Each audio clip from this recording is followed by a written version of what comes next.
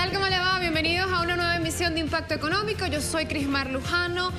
Gracias por compartir una vez más con nosotros este recorrido económico por los números que mueven al mundo y los rostros detrás de ellos. Vamos de inmediato con titulares. Venezuela y Portugal instalan comisión mixta de seguimiento. El país luso apoya los esfuerzos de Venezuela contra la guerra económica. Hoy en nuestro tema de análisis ponemos la lupa en una de las problemáticas que aborda la economía feminista, la desigualdad salarial entre hombres y mujeres. Y la economía de Portugal sigue destacando en la Unión Europea. Hoy vamos a revisar los números del mundo laboral.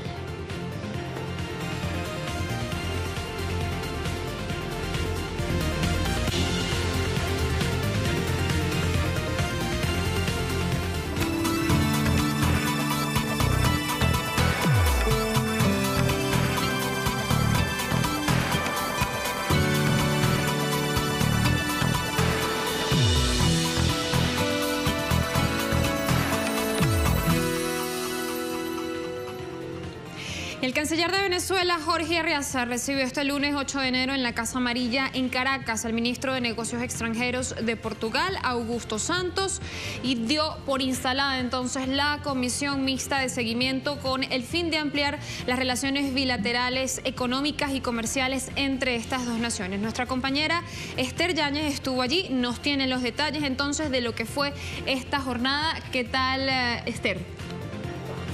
Sí, ¿qué tal? Muy buenas tardes, Crismar. Efectivamente ha sido un encuentro muy importante por lo que simboliza. Venezuela y Portugal tienen relaciones bilaterales, comerciales, desde hace más de una década. Y es que es importante también a nivel humano porque hay que resaltar que la comunidad portuguesa en Venezuela es muy importante y más de 200.000 portugueses que viven en el país caribeño. De hecho, es la segunda comunidad más importante, la de los portugueses en Venezuela, de toda América Latina, solamente después de Brasil. Así que Crismar, es un encuentro muy importante en el que se han debatido sobre diferentes acuerdos comerciales, bilaterales, a nivel de estrategia en la materia energética, agroalimentaria y también en la industria farmacéutica. En concreto, Venezuela y Portugal tienen suscritos 189 acuerdos y 22 acuerdos más que están en ejecución. A todo ello se refería en la Casa Amarilla el canciller venezolano, Jorge Arreaza, que ha dado la bienvenida a la delegación portuguesa y que ha resaltado cómo de importante es, cuanto más si cabe ahora en este momento coyuntural tan importante para Venezuela, esta relación bilateral entre ambos países, consolidada, como decimos, desde hace más de 10 años. En algunos acuerdos es importante destacar, Crismar, por ejemplo, el que viene desde el año 2007, conocido como el Acuerdo Bilateral de las Canaimitas, que son las laptop que ha repartido gratuitamente por todos los colegios y liceos el gobierno nacional venezolano y que están hechas por tecnología portuguesa y ensamblada también por una compañía, una empresa lusa. A todo ello se refería, como decimos, el canciller Arreaza. También hablaba de cómo compañías portuguesas, bueno, pues se han encargado de la construcción y de la modernización del importante puerto de La Guaira, muy cerca de Caracas, y también de proyectos de electrificación y equipos de alta tensión. Vamos a escuchar, como le decía el canciller venezolano, Jorge Arreaza. Gracias a la empresa, al valor de la inversión portuguesa en Venezuela, grandes obras de infraestructura. Tenemos cooperación financiera importante también, que incluso ante el asedio económico internacional contra Venezuela, hemos encontrado en el Portugal una vía importante para seguir cumpliendo con nuestros compromisos. 189 acuerdos hemos logrado a lo largo de estos 10 años y en este momento hay 22 proyectos en ejecución, más los proyectos que surjan de esta comisión mixta binacional. Y por eso mismo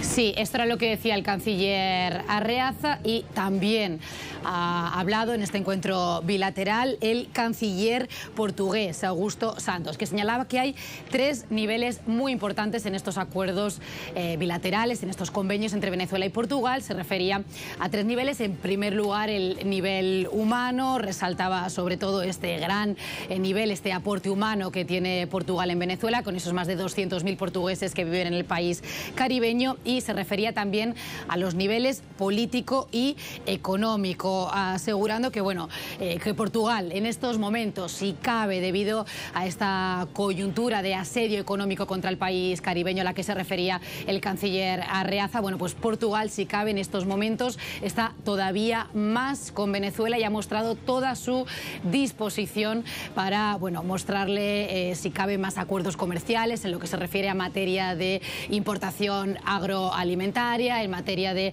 importación de medicinas, en lo que se refiere a la industria farmacéutica, y también, por supuesto, consumar los acuerdos energéticos que tienen ambos países, porque decía el canciller luso que momentos de crisis tienen todos los países. Se refería también a la crisis económica y social que vivió Portugal debido a la crisis europea del continente europeo que vivió hace unos años y que recientemente están saliendo de esta crisis, y por lo tanto decía que en momentos de crisis los países hermanos deben apoyarse todavía más. Por ello, el apoyo incondicional de Portugal y la mejor de las disposiciones para apoyar a Venezuela. Vamos a escuchar cómo lo decía el canciller luso Augusto Santos Silva.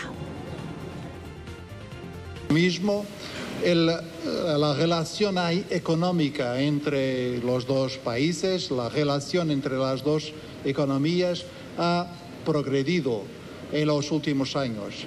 Venezuela ha sido muy importante, el mercado venezolano ha sido muy importante para los portugueses cuando Portugal ha sufrido una crisis muy profunda, financiera, económica y social entre 2010, 2014 y 2015. En esa coyuntura, en ese periodo muy difícil para la economía y el pueblo portugués, muchas empresas portuguesas han encontrado en Venezuela oportunidades para sus inversiones y mercados para sus productos. Lo agradecemos también por eso. El ejemplo portugués muestra bien que ninguno de nosotros está inmune a las crisis. Por veces pasamos por dificultades, pero las dificultades son temporarias y podemos superar las dificultades con trabajo, con iniciativa y con buena cooperación recíproca. Entonces, una gran tradición de apoyos recíprocos, como señalaba el canciller portugués Augusto Santos, unos acuerdos de cooperación que van a continuar previsiblemente, Crismar, debido a la buena tónica entre ambos cancilleres y entre ambos países. Y me quedo con una frase que decía el propio canciller luso al final del encuentro. Aseguraba que las relaciones económicas entre ambos países, como estamos contando, son un foco muy importante, pero que lo realmente importante en esta relación bilateral va mucho más allá de la economía. Se refería entonces a lo humano y también a todo el ámbito de intercambio cultural entre ambos países, que por supuesto también es muy importante. Así es, Esther, y también forma parte entonces de la política exterior y comercial de Venezuela en esas relaciones, pues, en el mismo grado de complementariedad. Así continuamos entonces hablando de economía. Vamos a pasar con México, porque fíjense la diferencia de las estrategias y con la amenaza latente de que el Telecán esté impactando negativamente en el sector industrial, el presidente de México, Enrique Peña Nieto, busca estrechar los lazos de cooperación con otros países. En esa tarea, lejos de mirar a los vecinos del sur, el presidente mexicano sigue impulsando esas relaciones comerciales desiguales a través de los TLCs. Este lunes, por ejemplo, instalaba la 8ª ronda de renegociación para modernizar el acuerdo suscrito con la Unión Europea hace algunos años. Las conversaciones están fijadas hasta el 17 de enero y se desarrollarán en la Ciudad de México. La nueva ronda esta negociación tiene en agenda temas pendientes como el acceso a mercados de bienes y reglas de origen, lo cual ha generado una disputa porque la UE trata de imponer restricciones y ventajismo comercial al solicitar que México reconozca hasta 340 denominaciones que afectan a productos como quesos, cervezas, vinos, también embutidos. Solamente en materia de lácteos, por ejemplo, el bloque comunitario ha exigido la exclusividad en 57 denominaciones. España, de hecho, promueve la prohibición del queso manchengo mexicano, que de ser aprobado significaría una pérdida de hasta 215 millones de euros para la economía mexicana. Esto según las últimas estimaciones de las asociaciones de México. Y en Paraguay, el presidente Horacio Cartes no le ha quedado de otra que guardarse ese veto que había decretado ya a finales del año pasado el presupuesto general de la Nación para este 2018 y que poco después fuera rechazado en el Senado por no cumplir con los aumentos salariales aprobados en el Congreso. En vista de ello, el Ejecutivo ahora está trabajando en otras medidas calificadas casi de triquiñuelas para poder pasar por debajo de la mesa los ajustes. La ministra de Hacienda de Paraguay, Lea Jiménez, anunció hoy que el gobierno implementará un plan financiero de sus propias palabras. Dice, será más rígido y con un espacio bastante pequeño para hacer inversiones en los programas sociales. También se volverá a retomar este año las modificaciones en la ley del impuesto a la renta personal, un debate que se había paralizado por la presión de ciertos sectores que no querían realmente que esto cambiara. Estamos hablando de estos sectores que ganen más de 10 millones de guaraníes, lo que equivale a unos 1.750 dólares al mes, y como decimos, el debate se había paralizado por la presión de los gremios afectados por este tributo, que solamente, recordamos, estamos hablando de una porción muy pequeña de la población, apenas un 0,5%.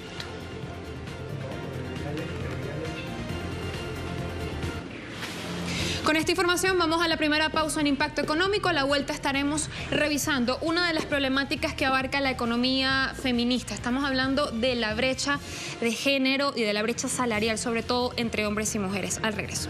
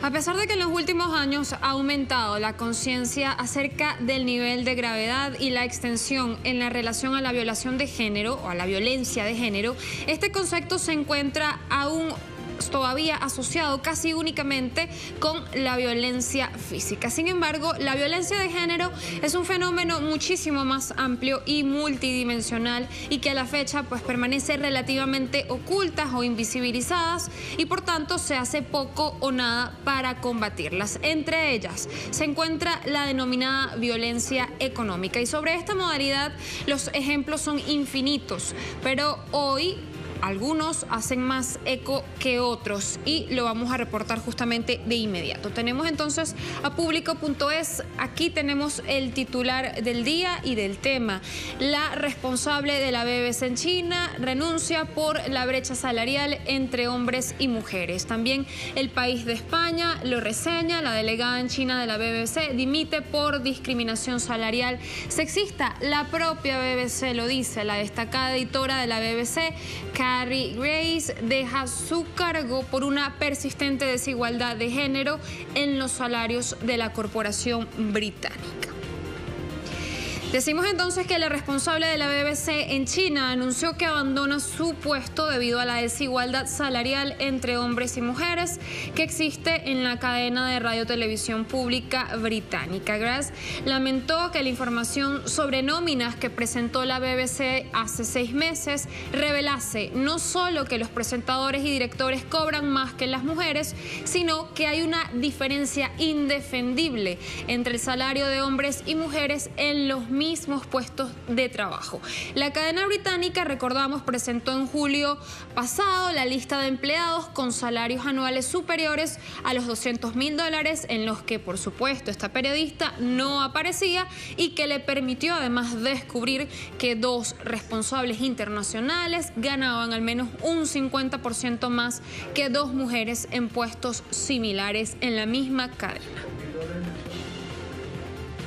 No estoy pidiendo más dinero. Creo que estoy muy bien pagada ya, especialmente siendo una trabajadora de una organización financiada públicamente.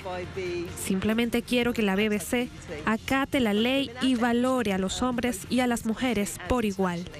No estamos hablando de hombres y mujeres en diferentes trabajos, y esa es la explicación de sus diferentes salarios. Estamos hablando de hombres y mujeres que hacen los mismos trabajos o trabajos de igual valor y hombres a los que se les paga más. Eso es discriminación salarial y es ilegal. Ahora fíjense en esto, a comienzos de 2018 Islandia se convirtió en el primer país en establecer por ley que los salarios entre hombres y mujeres deben ser iguales para los mismos cargos. Pero hagamos un paneo de cómo es esta situación, por ejemplo, en otros países. Hablamos muy específicamente de América Latina. De acuerdo con los datos de la Organización de Naciones Unidas, la brecha salarial por el mismo empleo a nivel global es de 23%.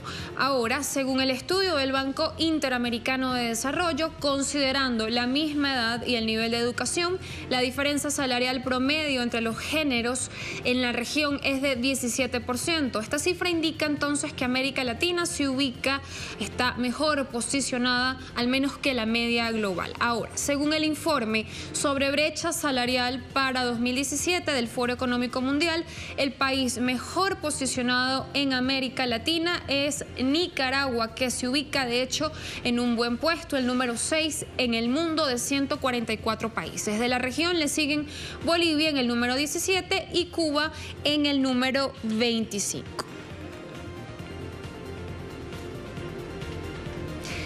Y los temas económicos enlistados en la agenda de género son muchos y también muy variados. Sin embargo, estas cuestiones aparecen separadas de las demás como un reclamo marginado y no como parte de una mirada integral que necesita hoy la sociedad. La pregunta ¿es la economía feminista un simple deseo o podría ser una realidad? Durante demasiado tiempo, la economía ha sido considerada como una ciencia exacta de hombres en corbata. Sin embargo, con el pasar de los años y en la medida que las necesidades humanas y sus perspectivas sociales se han transformado, esta premisa ha empezado a dar un giro determinante. Aunque con un largo camino por recorrer, gracias al incansable trabajo de las mujeres, la sociedad asiste con mayor frecuencia a las significativas mejoras en términos de participación de las féminas en el debate crítico sobre la economía, con el que a partir de un proceso de identificación, reformulación y ruptura, se han empezado a abrir caminos hacia un cambio sustantivo. La persistente y cada vez más profunda brecha salarial, que a este ritmo recién podría encogerse en el año 2186, las barreras a la entrada o ascenso de las mujeres en ciertos escenarios, la desigual e injusta distribución del trabajo doméstico no remunerado en el hogar, son apenas algunos de los problemas más urgentes por resolver en la educación Mujer más Economía. Marcar la cancha respecto a estas problemáticas ha logrado posicionar una mirada económica con perspectivas de género en el imaginario colectivo y la idea de una mejor alternativa política e ideológica a la economía neoliberal. La propuesta de una economía feminista va más allá de partidas financieras en las instituciones. La perspectiva de género plantea la transversalidad en el diseño de las políticas públicas con abordaje integral de la situación y soluciones que emanen desde la participación activa del Estado. Planificación, ejecución y evaluación de las distintas políticas públicas para impulsar la igualdad de oportunidades para mujeres y varones, y no solamente en aquellas áreas encabezadas con alguna palabra que refiera a la mujer, ni quede en simples deseos. Segunda pausa en Impacto Económico. A la vuelta estaremos revisando nuestro recorrido por el mundo laboral justamente de Portugal. Buenos números, no solamente macroeconómicos, sino también microeconómicos. Al regreso.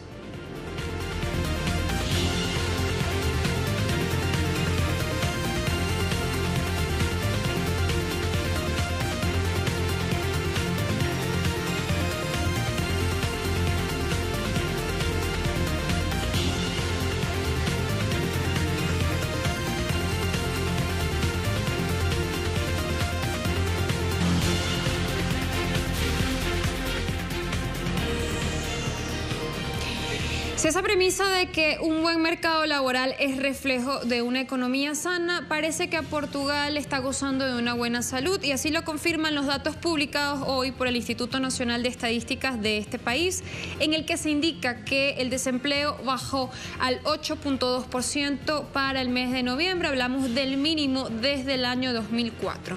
De acuerdo con los cálculos de ese mes, noviembre de 2017, pues había un total de 424.200 portugueses desempleados, 10.800 menos que el mes inmediatamente anterior. A esta caída del desempleo también pues ha contribuido la disminución de la población activa en el país desde 2010. Paralelamente a su recuperación económica, Portugal ha ido reduciendo progresivamente su nivel de desempleo desde el pico de casi el 18% registrado en 2013 en plena crisis económica.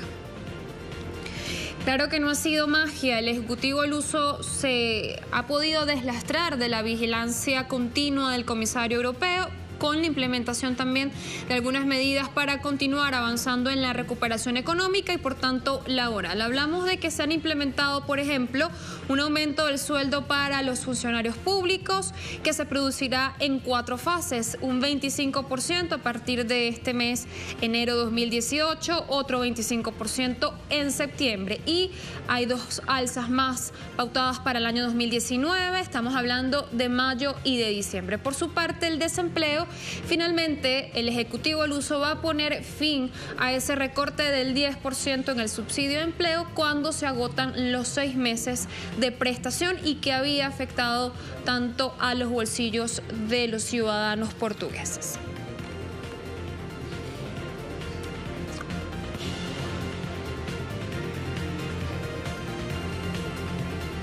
En la primera reunión del Consejo de Ministros en Grecia, el primer ministro de este país, Alexis Tsipras, habló de cómo desarrollará su gestión económica para este 2018. Aparentemente hay buenas noticias.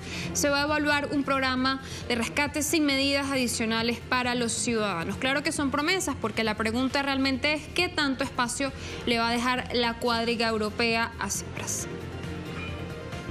En el primer Consejo de Ministros del año, el primer ministro de Grecia, Alexis Tsipras, sostuvo que 2018 llegó con los mejores augurios y comenzará con el cierre de la tercera evaluación del programa de rescate sin un solo euro de medidas fiscales adicionales para los ciudadanos. Será la primera vez desde que Grecia quedó atada en los mercados financieros internacionales en que se completará una revisión del programa sin que se exijan medidas de sacrificio. Desde hace una década, la cuadriga europea, compuesta por el Fondo Monetario Internacional, el Banco Central Europeo, el Mecanismo Europeo de Estabilidad y la Comisión Europea han impuesto a Atenas implementar recortes económicos de corte social a modo de soborno financiero y por el cual han logrado atar a un programa de rescate las finanzas helenas. Con vista a la luz al final del túnel, Tsipras dice que Grecia podrá financiarse en los mercados internacionales muy pronto. Llegará el fin de la austeridad, afirma. Los griegos respiran, pero lo cierto es que frente a sí, el Ejecutivo enfrenta un gran desafío. Y es que aunque Grecia ha cumplido al pie de la letra, los mandamás europeos no soltarán la soga tan fácil. Así finalizamos esta emisión de Impacto Económico. Apenas iniciamos la semana. Los espero mañana con más información. Chao, chao.